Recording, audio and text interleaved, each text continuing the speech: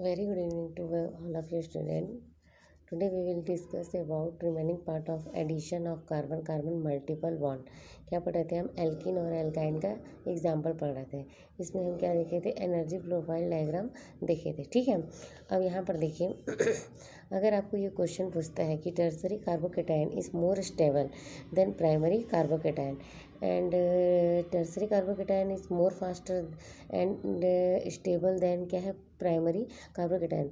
मतलब जो टर्सरी आपका कार्बोकेटाइन है वो मोर स्टेबल है, मोर फास्टर है किसके? आपका प्राइमरी कार्बोकेटाइन के। तो ऐसा क्यों है? इसको समझाने के लिए आपको अगर आंसर देना है तो इस टाइप का आप एनर्जी प्रोफाइल डायग्राम बनाओगे जो किसके किसके बीच होगा? आपका एनर्जी और reaction coordination energy profile diagram है। ठीक है, ठीक है। एनर्जी और किसके बीच होगा? कंसंट्रेशन के बीच होगा। अब देखो यहाँ पर क्या होगा? आपका जो आपको एनर्जी प्रोफाइल डायग्राम मिला है वो क्या ये किसके लिए है? आपका प्राइमरी के लिए है और ये आपका क्या है? टर्सरी के लिए है। दिख रहा है आपको? तो देखो ये इसका क्या है? आपका ट्रांजिशन स्टेट है। क्या है आपका? Transition state. अब ये जो है इसका बीच का गैप क्या कहलाता है? आपका एक्टिवेशन एनर्जी। क्या कहलाता है? आपका एक्टिवेशन एनर्जी। आ रहा है समझ में? अब उससे पहले मैं आपको एग्जाम्पल बता दूँ कुछ कुछ। ठीक है, यहाँ पर देखिए एग्जाम्पल। ये क्या है? आपका अनसिमेट्रिकल एल्कीन हम पढ़ रहे थे, वो उसी का एग्जांपल है जो कि क्या है? ये अनसिमेट्रिकल है। ये आपका क्या है? आपका सबस्ट्रेट है, इसमें HCl अगर रिएक्ट किया है तो ये वाला आपका बॉन्ड इधर से इधर ट्रांसमिट हुआ और ये क्या हुआ? आपका बाहर निकल गया। तो यहाँ पर देखिए दो टाइप के आपके कार्बोकेटाइन फॉर्म हुए हैं, एक तो ये वाला है और एक तो ये वाला है। अगर मैं इसका ट्रांजिशन स्टेट देखूँ, ठीक है, यहाँ पर देखिए इसका ट्रांजिशन स्टेट, इसके लिए क्या होगा? यहाँ पर आपका क्या होगा? इस टाइप से आपका जो होगा एक ये बनेगा और आपका एक दूसरा ये बनेगा। ठीक है, कि यहाँ पर आपका अटैच होगा और दूसरा आपका यहाँ पर अटैच होगा। आ रहा है समझ में? तो यहाँ पर देखिए आपको जो है ट्रांजिशन स्टेट वो क्या होगा? मतलब ये आफ्टर ब्रेक, मतलब ब्रेक होने के पहले का ये ट्रांजिशन स्टेट है। आ रहा है समझ में? अब यहाँ पर देखो आपका जो एनर्जी प्रोफाइल डायग्राम है, यहाँ पर देखिएगा आप कि जो एक्टिवेशन एनर्जी का जो डिफरेंस है, ठीक है, क्या बोल रही हूँ मैं? कि जो एक्टिवेशन एनर्जी का डिफरेंस अगर ज़्यादा है तो रेट ऑफ रिएक्शन क्या होगा? कम होगा और जो प्रोडक्ट मिलेगा आपको उतना कम अमाउंट में मिलेगा। और उसको दूसरे शब्दों में हम क्या कह सकते हैं कि difference in stability of carbocation. मतलब जो इनके बीच का जो डिफरेंस है अगर आपका कम है, ठीक है, अगर डिफरेंस आपका कम है तो आपको कैसा मिलेगा? दो प्रोडक्ट पॉसिबल होंगे। अगर डिफरेंस इन दोनों का डिफरेंस अगर क्या है? आपका ज़्यादा है तो क्या होगा? आपका सिर्फ वन प्रोडक्ट आर पॉसिबल, सिर्फ एक ही प्रोडक्ट बनेगा। आ रहा है समझ में? अब चलते हैं इसके दूसरे एग्जाम्पल की ओर जो कि अनसिमेट्रिकल एल्कीन का क्या है? आपका दूसरा एग्जाम्पल है। यहाँ पर देखिए ये वाला, देखिए ये भी आपका एक एग्जांपल है जिसमें HCl क्या किया है? आपका रिएक्ट किया हुआ है और देखिए यहाँ पर दो टाइप के प्रोडक्ट बन रहे हैं, एक प्राइमरी और एक सेकेंडरी। मतलब ये सेकेंडरी टाइप का प्रोडक्ट है और ये प्राइमरी टाइप का प्रोडक्ट है। तो मैंने आपको पहले भी बताया है कि अगर प्राइमरी और सेकेंडरी बन रहा है, ठीक है, यहाँ प्राइमरी सेकेंडरी बन रहा है तो दोनों प्रोडक्ट क्या होंगे? पॉसिबल होंगे। क्या होंगे? दोनों प्रोडक्ट आर पॉसिबल। और जब इसमें एक टर्सरी बनता, पहले भी हम लोग देख चुके हैं टर्सरी और प्राइमरी होगा, तो सिर्फ टर्सरी वाला प्रोडक्ट ही क्या होगा? पॉसिबल होगा। जो उसमें प्राइमरी बनेगा वो क्या होगा? बहुत कम रेट में होगा। आगे समझे? उसके बाद देखते हैं और भी एग्जांपल इसमें।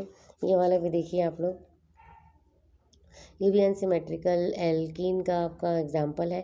यहाँ पर भी अगर HCl आपका रिएक्ट किया है तो दो टाइप का प्रोडक्ट फॉर्म हो रहा है। ये आपका Cl यहाँ पर जुड़ा है, ये सेकेंडरी टाइप का बना हुआ है और आपका Cl यहाँ अटैच है, तो ये किस टाइप का आपका? टर्सरी टाइप का प्रोडक्ट है। तो इसमें भी क्या होगा? सेकेंडरी और टर्सरी है तो क्या होगा? ये भी क्या होगा? पॉसिबल होगा। मतलब प्राइमरी और सेकेंडरी होगा तो भी पॉसिबल होगा और जब सेकेंडरी और टर्सरी होगा तब भी पॉसिबल होगा।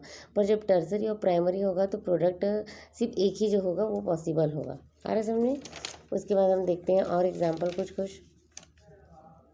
यहाँ पर देखिए ये भी अनसिमेट्रिकल एल्कीन का ही एग्जांपल है। इसमें कोई भी आपका हैलाइड ग्रुप अटैच किया है, जैसे HI है, तो ये बॉन्ड यहाँ पर इससे रिएक्ट किया और ये आपका बाहर निकल गया। अब यहाँ पर क्या हुआ? देखिए इस टाइप का कार्बोकेटाइन फॉर्म हुआ, फिर ये क्या हुआ? आगे आई इसमें क्या हो गया? अटैच हो गया और ये प्रोडक्ट फॉर्म हो गया जो कि किस टाइप का प्रोडक्ट है? आपका सेकेंडरी प्रोडक्ट है। कैसा प्रोडक्ट है? आपका सेकेंडरी प्रोडक्ट है।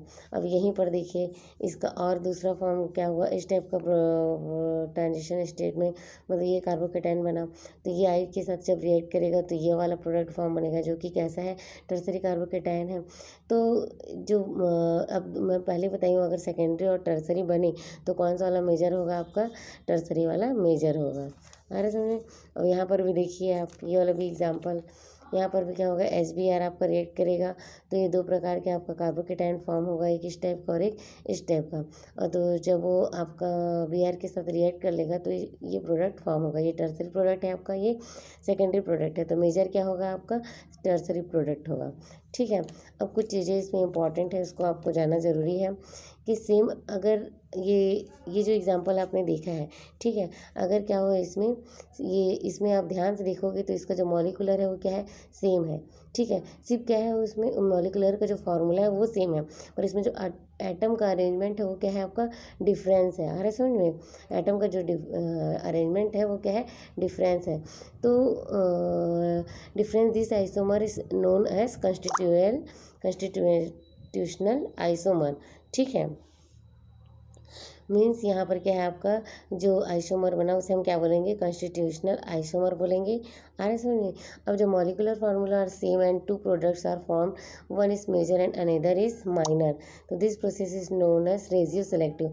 मीन्स इसमें क्या होगा आपका, एक तो आपका मॉलिकुलर फार्मूला सेम है, इसमें एटम का अरेंजमेंट डिफरेंस है, तो दो प्रोडक्ट फॉर्म हुआ, एक मेजर एक माइनर।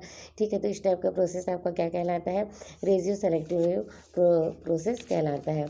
अब देखिए रेजियो सेलेक्टिव प्रोसेस जो होता है वो तीन टाइप का होता है। ठीक है, तो फर्स्ट होता है मॉडरेटली, जो कि क्या होता है आपका 60 to 70% क्या बनाता है, मेजर अमाउंट का प्रोडक्ट बनाता है, और 30% आपका क्या बनाता है, माइनर। और हाईली में क्या होता है, 80% आपका क्या बनेगा, मेजर प्रोडक्ट बनेगा, और आपका 20% माइनर प्रोडक्ट। कंप्लीटली में आपका एक ही प्रोडक्ट बनेगा जो कि क्या होगा, 100% होगा। Thank you.